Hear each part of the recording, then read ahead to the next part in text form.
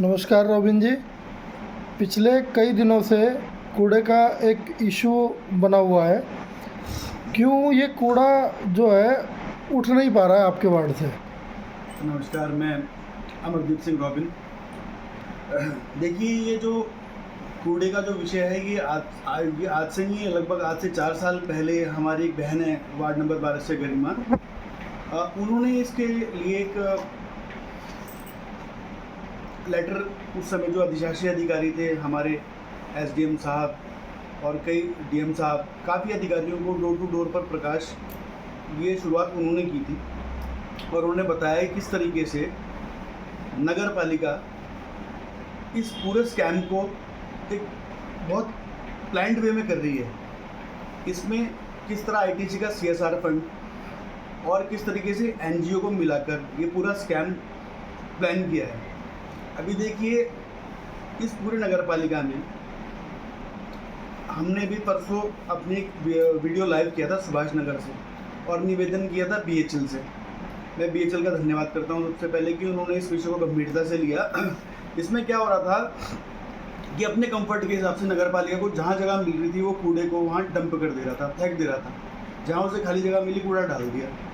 देखिए, मई 2020 में नगर पालिका को 2 बीघे ज़मीन उनके नाम पर दाखिल खारिज तक करवा दी गई शासन द्वारा कि ये आपकी डंपिंग और कूड़ा निस्तारण की व्यवस्था के लिए आपको दी जाती है।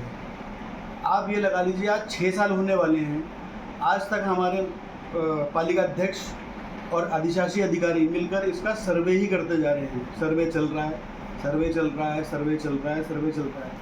मांग के ज़मीनें कभी बीएचएल की ज़मीन पर डाल दें। अभी हमने जो लाइव वीडियो में दिखाया था, सुभाष नगर का कूड़ा सुभाष नगर में डाल दिया, बाकी सब जगह का कूड़ा इकट्ठा किया।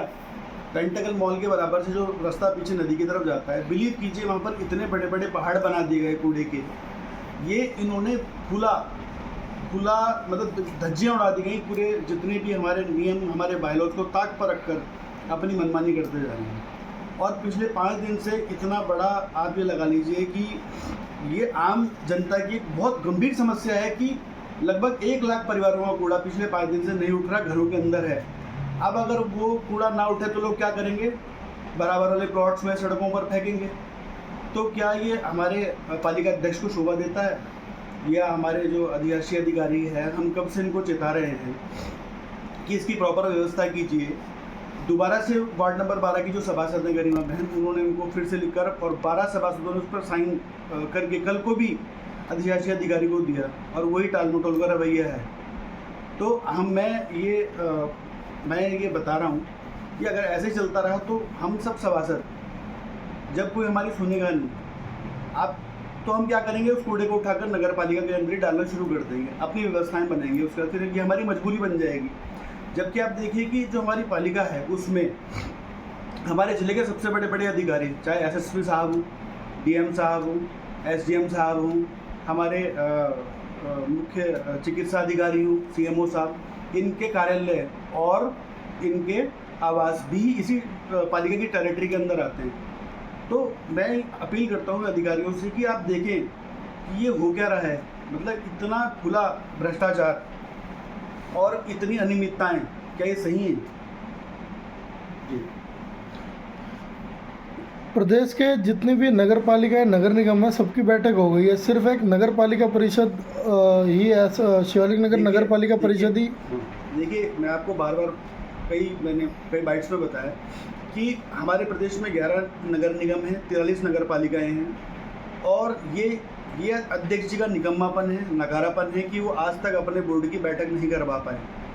मैं इसमें मांग करूंगा माननीय मुख्यमंत्री जी से कि इसका संज्ञान लें, क्योंकि जब बोर्ड बैठेगा नहीं तो काम होंगे नहीं। इनकी नीति और नियति तो सबने देखी। लेकिन अब मैं अपील करूंगा, निवेदन करूंगा माननीय मुख्यमंत्री से, इसको गंभीरता से लें। ये लोगों का, ये पूरी पब्लिक का काम है, जन समस्याएं हैं जो नहीं हो पा रही। जी।